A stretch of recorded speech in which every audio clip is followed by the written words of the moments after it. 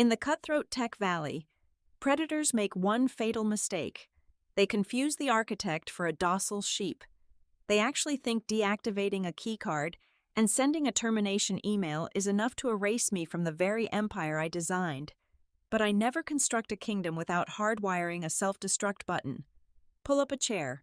Let me tell you exactly what happens when you corner a genius, and instead of folding, I bring the entire building down. Welcome back to Boss Revenge Stories, and thank you so much for your continued support. Unfortunately, YouTube has completely demonetized our channel, leaving us without the operating budget to keep bringing you these thrilling narratives. If you enjoy today's story, please consider supporting us by joining our Patreon, where you can listen to even better, exclusive true stories featuring multiple emotional voice actors that we simply cannot publish publicly on YouTube.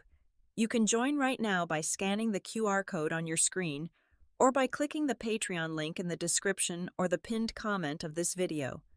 Now, let us dive right into today's story, where I, Taylor Boyd, will show you exactly how to dismantle a corrupt tech empire from the inside out.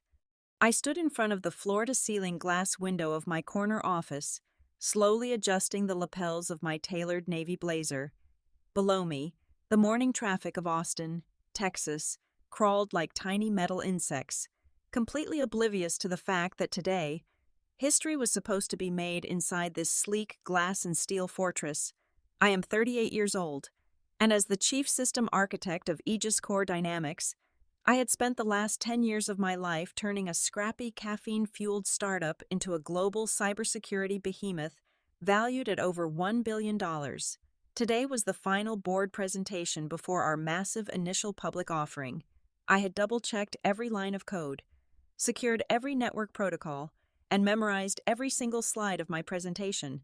I was entirely ready to seal the deal. A sharp, heavy knock on my heavy oak door violently shattered the quiet hum of my air-conditioned sanctuary.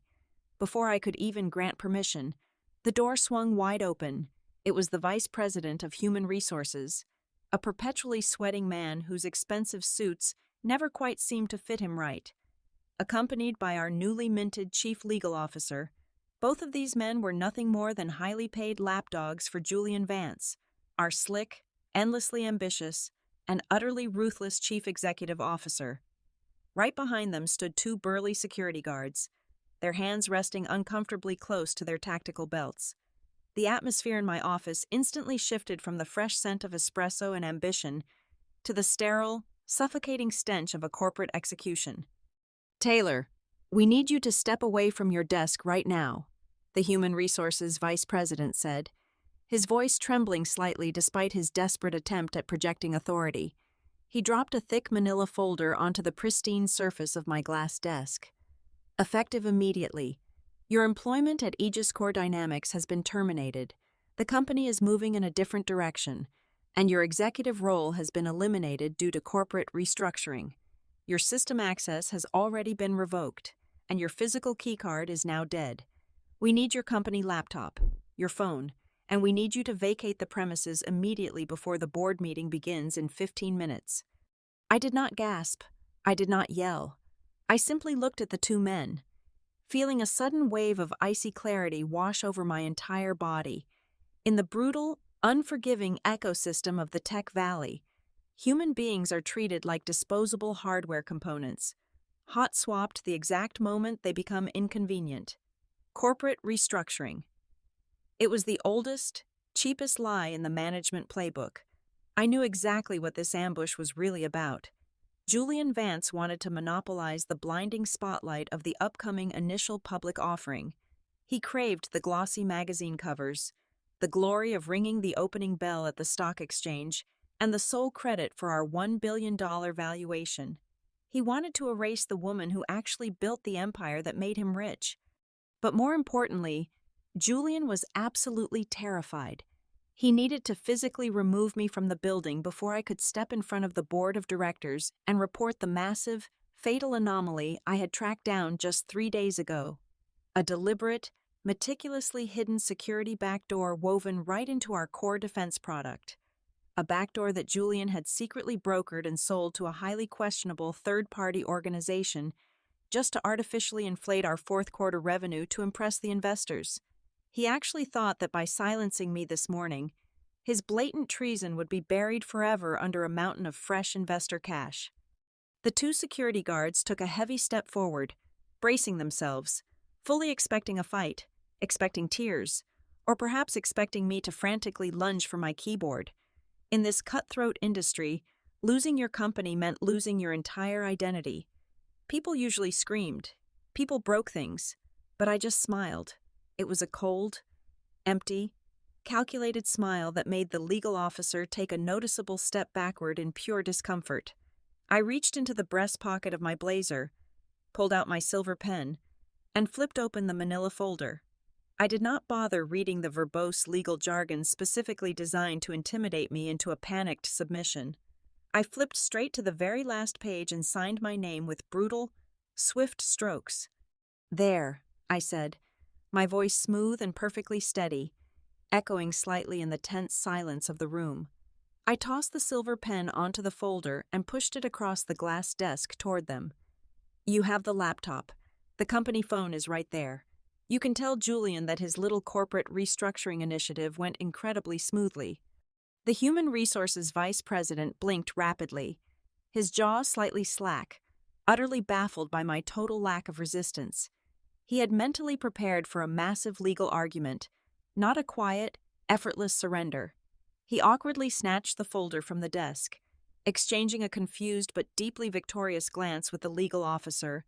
They really thought they had won.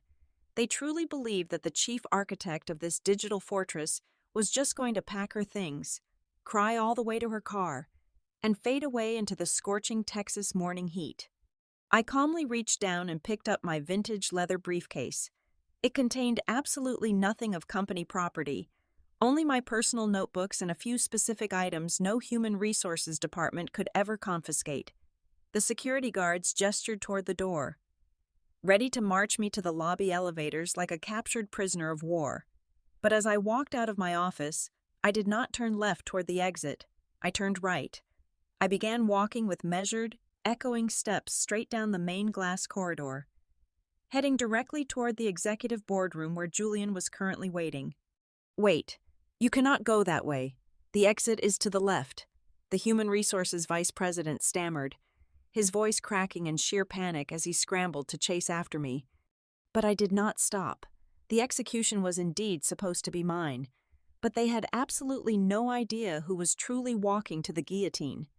My standard white access badge was completely dead, remotely severed from the mainframe the exact second I signed that piece of paper. The heavy biometric security doors separating the executive suites from the main floor required active clearance. The Human Resources Vice President, still trailing behind me, shouted at the guards to block the door. But they did not understand the fundamental rule of system architecture. You never lock the creator out of her own machine. I paused at the massive steel door, calmly lifting my left foot.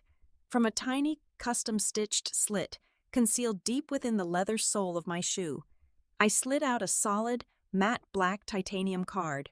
It was the physical root key, a Level 0 master override programmed directly into the foundational firmware of the building before the corporate suits even knew what a firewall was. It bypassed all active directories. It could never be revoked. I swiped the black metal against the scanner. A sharp beep echoed. The magnetic locks disengaged with a heavy clack, and the reinforced doors hissed open.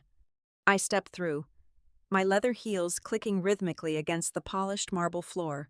Click, clack, click, clack. Each step felt like the relentless ticking of a bomb timer echoing down the expansive, sunlit glass corridors of the engineering wing.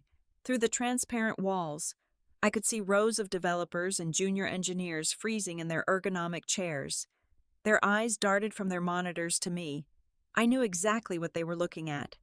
Across the company network, my internal profile icon had just transitioned from a vibrant green circle to a cold, dead gray.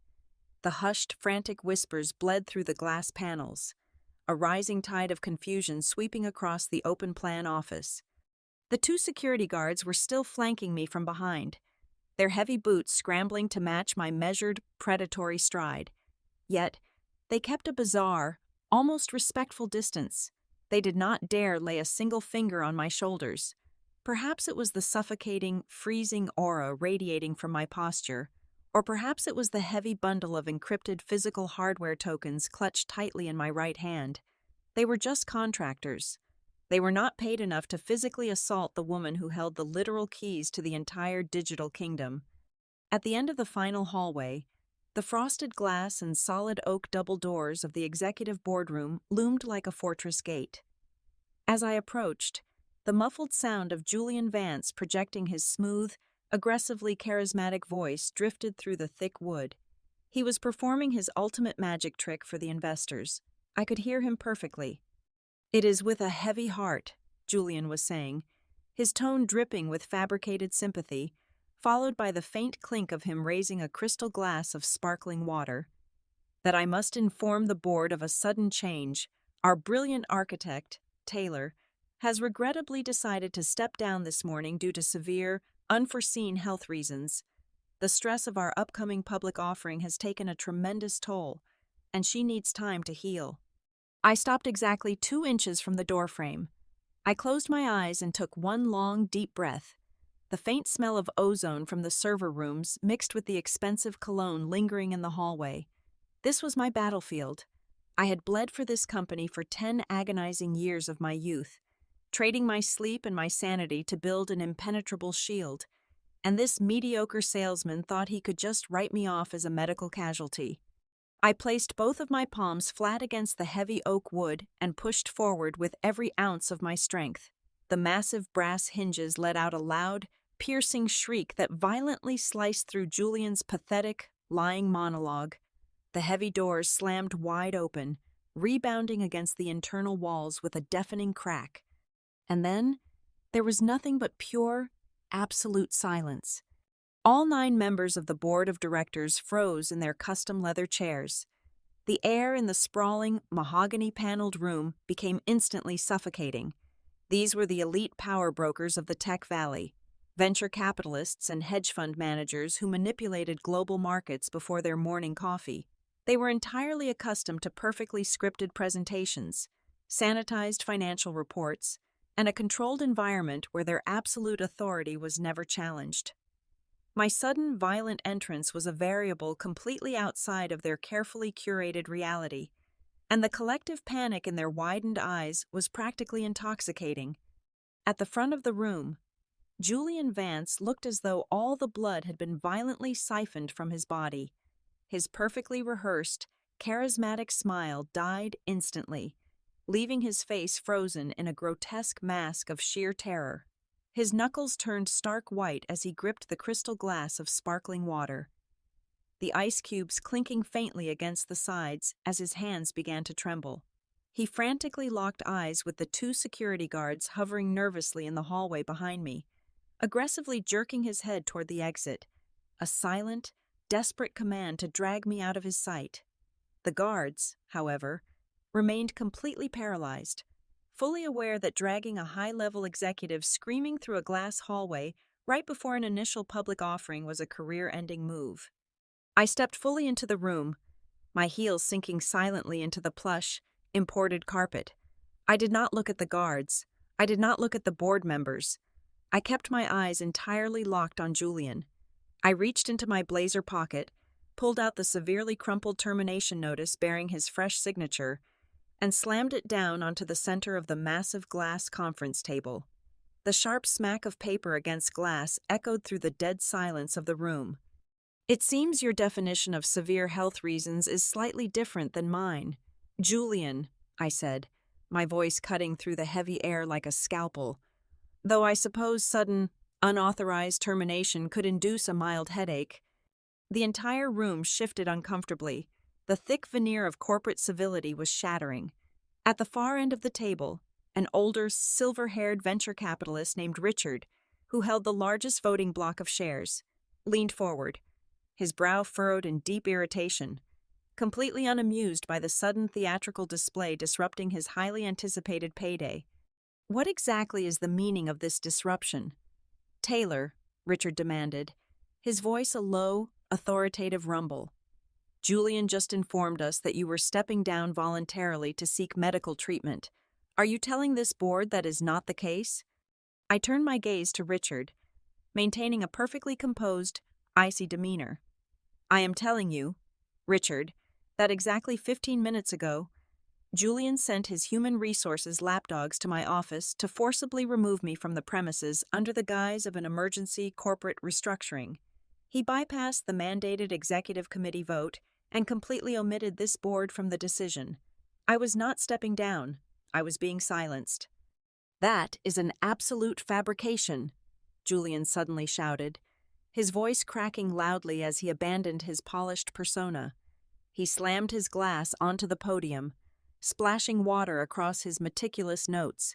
He scrambled to regain control of the narrative, waving his hands frantically toward the board. She is clearly having a psychological breakdown. Taylor committed severe violations of our internal corporate discipline late last night. As your chief executive, I had the fiduciary right and the immediate responsibility to take emergency executive action to protect this company right before the initial public offering. She is a massive liability. Before I could even dismantle his pathetic excuse, the newly appointed chief legal officer, who had finally managed to push his way past the paralyzed guards at the door, stormed into the room. His face was flushed crimson with anger and exertion. Taylor, you need to leave this room immediately, the legal officer snapped, pointing a trembling finger at my face. Your employment is terminated. Your physical presence in this executive suite is currently classified as criminal trespassing. If you do not walk out of that door this very second, I will have the police escort you out in handcuffs, and I will personally ensure you are sued for every single penny you own for unauthorized disruption of a corporate proceeding. The threat hung heavily in the air, a blunt instrument designed to terrify me into submission. The board members watched in stunned silence, waiting for me to break, waiting for the reality of the legal threat to crush my sudden rebellion. Instead, I did not even flinch. I completely ignored the sweating legal officer. I slowly walked toward the head of the conference table, right next to where Julian was standing. I grabbed the heavy, high-backed leather chair designated for the chairman, forcefully pulled it back, and sat down with absolute, undeniable authority. I crossed my legs, leaned back, and offered the entire room a chilling, victorious smile. You can cancel the police, counselor, I said smoothly, my eyes sweeping across the 9 terrified faces of the board. I am not here to beg for my job back, and I am certainly not here to cause a disruption. I am here to save every single one of you from losing billions of dollars at 10 o'clock this morning. Exactly 3 months ago, the first domino in this elaborate sequence had quietly fallen into place. It was 2 o'clock in the morning on a rainy Tuesday. I was sitting alone in the freezing blue-lit server room of the engineering sub-basement, running a routine diagnostic check on the neural network algorithms that powered our flagship security suite. Everything was supposed to be perfectly synchronized, operating at 99.9% efficiency, but as I traced the data packets bouncing between our encrypted nodes, I noticed a microscopic anomaly. It was a tiny, elegantly obfuscated line of code buried deep within the kernel, a backdoor. It was an intentional, meticulously crafted vulnerability designed to bypass our own firewalls, funneling raw, decrypted client data to an untraceable external server. I did not panic. I simply ran a silent audit on the access logs. It took me less than 45 minutes to crack the dummy accounts and trace the digital footprints right back to Julian Vance. Our brilliant chief executive officer was secretly selling a master key to the highest bidder in the digital underworld, completely compromising the very security our clients paid us hundreds of millions of dollars to guarantee. At that exact moment, sitting in the cold server room, I faced a critical calculation. If I marched into his office the next morning and confronted him with the evidence, Julian would instantly use his supreme executive authority to fire me under the pretense of insubordination. He would lock me out, wipe the servers, cover his tracks, and destroy my reputation in the tech valley before lunchtime. I was dealing with a corporate predator. You do not stop a predator by shouting at it. You stop a predator by quietly building a cage around it and waiting for it to walk inside. Instead of sounding the alarm, I packed up my laptop and drove to the off-site corporate storage facility. I spent 72 hours digging through dusty, forgotten filing cabinets to locate the original intellectual property licensing agreements from the very first year we founded the company. Back then, we were just a handful of broke engineers working out of a cramped garage, desperate for capital, when the massive venture capital firms finally swooped in years later. Their army of corporate lawyers rigorously scrutinized the financial cap tables, the equity distribution, and the revenue projections, but they made one fatal, arrogant mistake. They barely glanced at the foundational tech appendix. They assumed the company owned the code by default. They did not realize that as the sole creator of the core algorithm, I had originally licensed the intellectual property to the company on a conditional basis.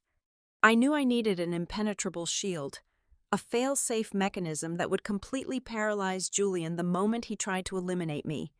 In the high-stakes world of corporate finance, there is a defensive strategy called a poison pill, typically used to prevent hostile takeovers by deliberately making the company financially toxic. I decided to build my own version, but instead of using shares, I weaponized the code itself. I drafted a highly specific, legally binding addendum to the master copyright agreement.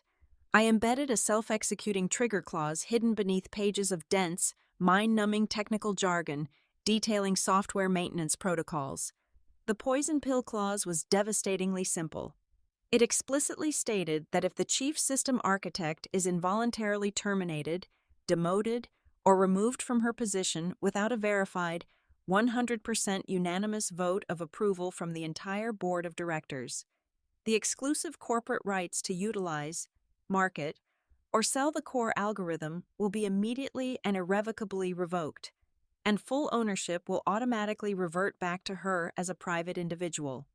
I did not use our internal legal team. I withdrew $50,000 from my personal savings account and hired an incredibly ruthless, highly discreet private law firm based in Washington.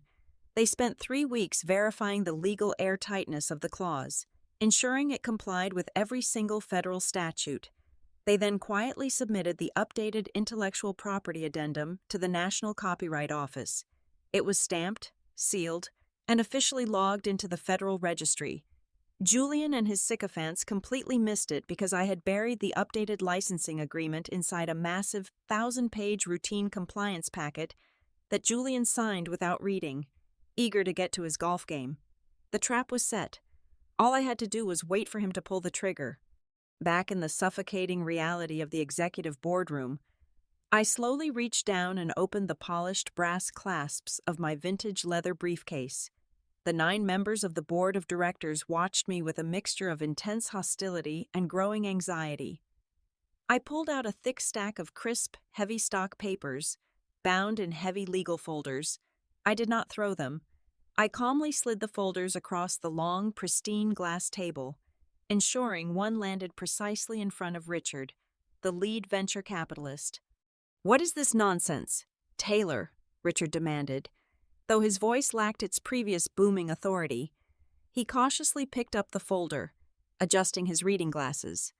"That, Richard, is a certified, notarized copy of the primary intellectual property licensing agreement for the Aegis core algorithm," I explained, leaning comfortably back in the chairman's seat. "Specifically, I direct your attention to page 42, paragraph 7, subsection B, the intellectual property retention clause." The room descended into a heavy, terrifying silence, save for the frantic rustling of paper as the board members scrambled to open their folders. The newly appointed chief legal officer snatched a copy from a junior board member, his eyes darting frantically back and forth across the dense legal text. Julian stood frozen at the podium, a bead of cold sweat rolling down his perfectly manicured jawline. He could not read the document from where he stood, but he could clearly read the shifting atmosphere in the room. I watched closely as Richard's eyes scanned the highlighted paragraph. The transformation was instantaneous and absolute. The color violently drained from his face, leaving his skin a sickly, ashen gray. His jaw dropped slightly, and the thick legal document began to tremble violently in his hands. He read it a second time, his lips moving silently as he processed the devastating reality of the words. "My God," Richard whispered, his voice trembling with a level of raw panic I had never heard from a billionaire. He slowly lifted his head and stared directly at Julian, his eyes wide with absolute horror. "Julian, what have you done? What did you just do?" "I terminated a rogue employee," Julian snapped defensively, his voice high-pitched and strained. He practically leaped across the room, snatching the legal document from Richard's shaking hands. "It is just a piece of paper. She is bluffing. She cannot just claim ownership of our software." "She is not bluffing, Julian," the chief legal officer gasped, his voice completely hollow. He dropped his copy of the document onto the table as if it were burning his hands. He looked utterly physically sick, his breathing shallow and rapid. "This is a federally registered copyright addendum. It is fully binding. It requires a 100% unanimous board vote to terminate her without forfeiting the intellectual property. You bypassed the board. You fired her unilaterally. You signed the termination order 15 minutes ago."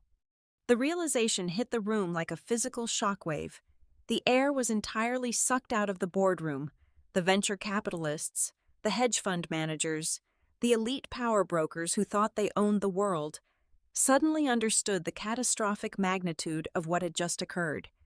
Julian's unilateral, arrogant decision to sign that termination notice was not an execution of my career. It was a self-inflicted gunshot wound to the heart of the company.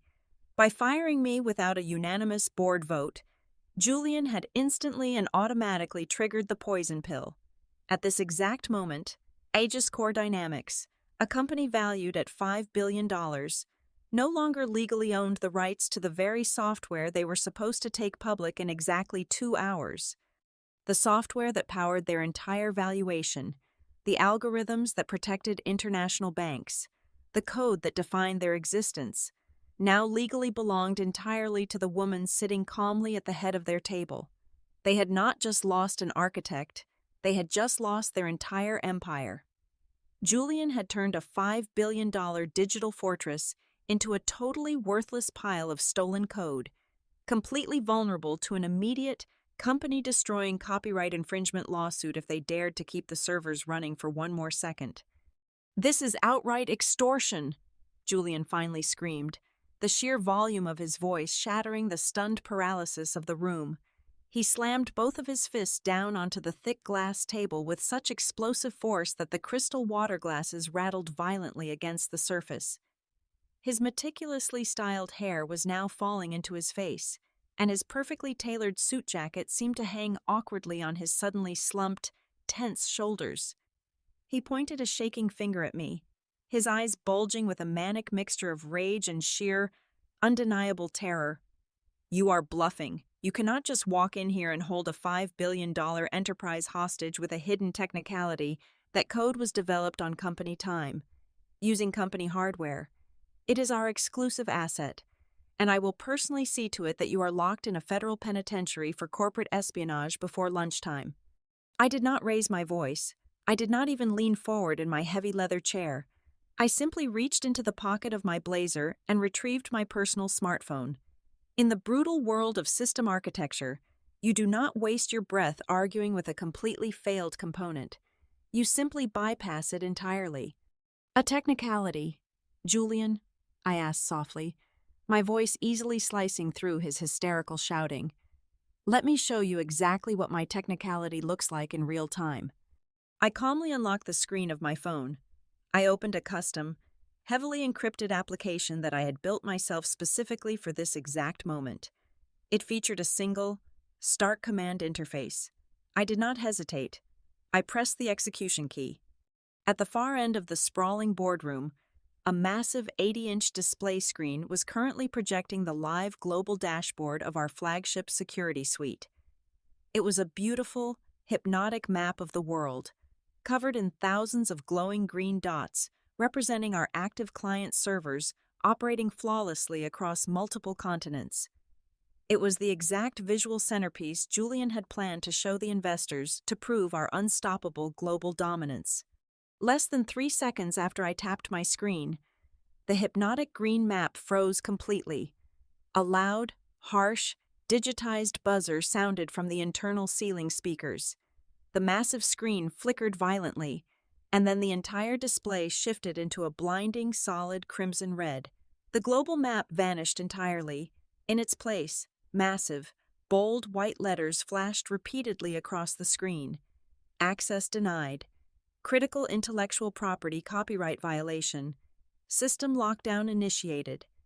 The boardroom erupted into absolute, unrestrained chaos. It was exactly like dropping a live grenade into a locked bank vault. The 9 most powerful venture capitalists and hedge fund managers in the Tech Valley completely lost their minds. Several board members jumped out of their leather chairs, shouting frantically at each other and waving their hands. Richard, the senior investor, grabbed his chest, his face turning an alarming shade of pale as he stared blankly at the glowing red screen of death. They all understood the catastrophic reality hitting them simultaneously. The initial public offering scheduled for 10 o'clock this morning was instantly dead in the water. Going public while actively utilizing completely stolen, unlicensed software would trigger an immediate, devastating investigation by the federal authorities. It would mean guaranteed federal prison sentences for everyone sitting at the table. Worse, if I decided to take the next logical step and completely sever the active server connections to the international banks, global hospitals, and government agencies currently relying on our defense network, Aegis Core Dynamics would be hit with so many breach of contract lawsuits that they would be forced to file for total bankruptcy before the sun went down. "Shut it off!" the chief legal officer shrieked, his voice cracking hysterically as he grabbed his own hair in a panic. "Taylor, turn the system back on right now. Do you have any idea the immense legal liability we are exposed to at this exact second?" "The liability," I repeated, my tone turning dangerously cold and sharp. The frantic noise in the room instantly died down as the board members turned their desperate, terrified eyes back to me. "You have not even begun to comprehend the liability currently sitting in this room. You are all obsessing over a simple copyright violation when you should be deeply worried about federal treason." Before anyone could process my words, I reached into my vintage briefcase one last time. I pulled out a small, heavy silver flash drive and tossed it onto the center of the glass table. It clattered sharply, sliding precisely to a stop directly in front of Richard's shaking hands. "While you were all busy patting Julian on the back for delivering record-breaking quarterly revenue projections, I was actually doing my job," I stated, my icy gaze locking onto the senior venture capitalist. "I spent the last 72 hours tracking an unauthorized, heavily obfuscated security backdoor buried directly within our core defense algorithms. A backdoor deliberately engineered to bypass our own internal encryption and secretly siphon decrypted client data to an external, completely untraceable shadow server." Julian let out a bizarre, choked gasp. He stumbled backward, his legs hitting the sharp edge of the wooden presentation podium. He looked exactly as if he had just been physically struck by a speeding freight train. "That drive," I continued, pointing directly at the silver device, "contains the complete, unedited server access logs, the decrypted digital transaction records, and the offshore bank routing numbers. It completely documents exactly how your visionary chief executive officer secretly brokered a deal to sell exclusive access to that backdoor to a notoriously dangerous cybercrime syndicate operating out of Eastern Europe. He intentionally compromised the highly sensitive data of international financial institutions simply to secure a massive, artificial cash injection. He needed to inflate the fourth quarter revenue metrics just enough to guarantee your $5 billion valuation today." "No, that is a total lie," Julian practically sobbed, his voice now entirely devoid of any remaining dignity or power. He raised his hands defensively, backing himself flat against the frosted glass wall of the room. "I was protecting the company. The market was softening. We desperately needed that revenue capital to secure the initial public offering. I was merely optimizing our financial position. It was purely a temporary measure, a highly calculated risk to ensure we all got paid."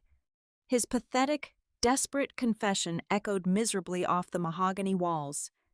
He actually tried to frame his treasonous actions as a brilliant corporate financial strategy, but his frantic lies were completely laughable against the ironclad evidence of massive financial fraud. It was a spectacular, horrifying implosion. He was genuinely trying to justify international cyber terrorism as a routine quarterly revenue optimization tactic. The entire atmosphere in the room violently shifted from frantic panic to absolute, freezing horror. The 9 board members slowly turned their heads to look at Julian. The profound admiration and blind trust they had showered upon him just 20 minutes ago evaporated completely into thin air. It was instantly replaced by a visceral, burning disgust and pure hatred. They were ruthless capitalists, certainly, but they were absolutely not fools. They realized in that singular moment that Julian had not only jeopardized their massive fortunes, he had directly exposed every single one of them to massive federal criminal indictments. The slick, polished, untouchable chief executive officer was entirely stripped of his power, his fake charm, and his arrogant armor. He stood violently trembling against the wall, his chest heaving, his face slick with cold sweat. The powerful men who had worshipped him just moments ago now looked at him like he was a diseased rat caught firmly in a steel trap, desperately thrashing around, entirely unaware that its spine was already completely broken. The magnificent digital empire he thought he ruled had just collapsed directly on top of him, and I had not even needed to raise my voice. Richard did not hesitate. The veteran investor slammed his hands onto the table, instantly transforming from a terrified old man into the ruthless predator who had built a financial empire. He looked directly at the chief legal officer. "I am calling an immediate emergency vote of the board," Richard barked, his voice echoing with absolute authority. "Motion to terminate Julian Vance from the position of Chief Executive Officer, effective this exact second, for gross financial fraud, criminal sabotage, and catastrophic breach of fiduciary duty. I also want his corporate accounts completely frozen and all of his equity voided." Richard raised his right hand high into the air. "All in favor?" Without a single second of hesitation, 8 other hands shot up into the air. 9 out of 9 votes.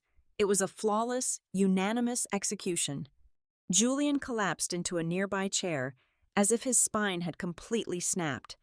The color vanished from his face, leaving behind a hollow, defeated shell of a man. "Richard, please," Julian begged, his voice a pathetic, wet whisper. "I built this. You cannot just throw me out. I can fix this. I can make it right." Richard did not even look at him. He simply gestured sharply toward the heavy oak doors. The 2 security guards, the exact same men Julian had summoned earlier to drag me out of the building, immediately stepped forward. They did not hesitate. They grabbed Julian by the arms, hauled him roughly to his feet, and forcefully marched him out of the boardroom. The slick, arrogant tyrant who thought he was a king was unceremoniously thrown out of his own castle by the very mercenaries he had hired. As the heavy doors slammed shut behind him, the suffocating tension in the room snapped back to me.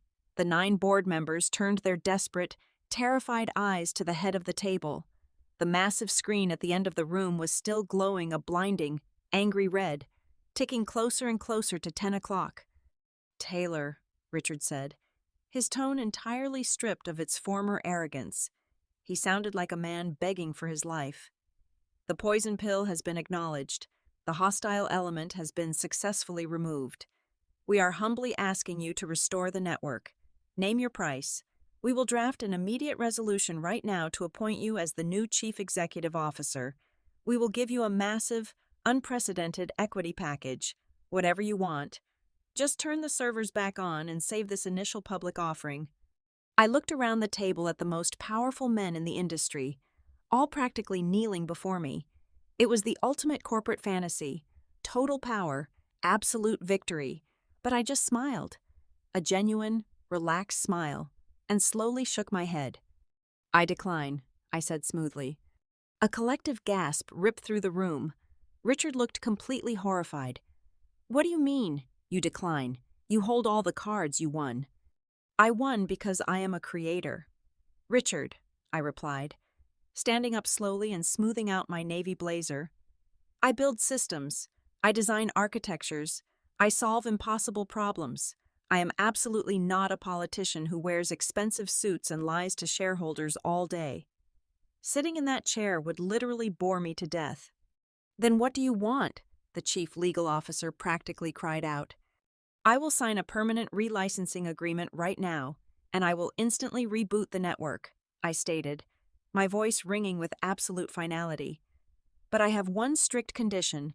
The chief executive officer position goes to Marcus. Marcus, Richard asked, his face twisted in total confusion. The quality assurance team lead. He is practically mid-level management. He has absolutely no executive experience. Marcus is a diligent, fiercely honest engineer, I countered sharply. He was the only person in this entire building who dared to stand up and question Julian about his reckless data protocols 6 months ago. Julian crushed him for it. Marcus understands the actual technology. And more importantly, he has a moral compass. He will lead this company without selling its soul. That is my absolute, non-negotiable term. The board members exchanged panicked, frantic looks, but they had absolutely zero leverage. They were trapped inside the cage I had built, and the clock was completely out of time. Fine, Richard exhaled heavily, running a trembling hand over his face. Agreed, unconditionally. I pulled a single sheet of paper from my briefcase, the pre-drafted licensing release. I signed it with a swift, elegant stroke of my silver pen and slid it across the glass. I then pulled out my phone, opened my custom application, and pressed a single green button. Instantly, the blaring alarm silenced. The massive red screen flickered, and the beautiful glowing map of the world returned, functioning at 100% efficiency. The Empire was saved. I picked up my vintage leather briefcase and took my dead, deactivated access card out of my pocket. I dropped the useless piece of plastic onto the center of the glass table, leaving it there as a permanent reminder of the day they tried to execute a ghost. I turned my back on the terrified billionaires and walked out of the suffocating mahogany-paneled boardroom. I walked down the glass corridors, through the heavy security doors, and stepped right out of the building into the blazing, brilliant Texas sunlight. I was completely free, totally victorious, and absolutely uncontrollable. Thank you so much for listening to the end of this story. I would love to know where you are tuning in from, so please let me know your city or country in the comments below. If you enjoyed today's story and want to help us keep this channel alive, please consider supporting us by joining the Boss Revenge Stories Patreon. There, you can listen to our very best, highly exclusive true stories that we simply cannot make public on YouTube. You can join easily by scanning the QR code currently on your screen, or by clicking the Patreon link in the description or the pinned comment. Thank you again, and I will see you in the next story.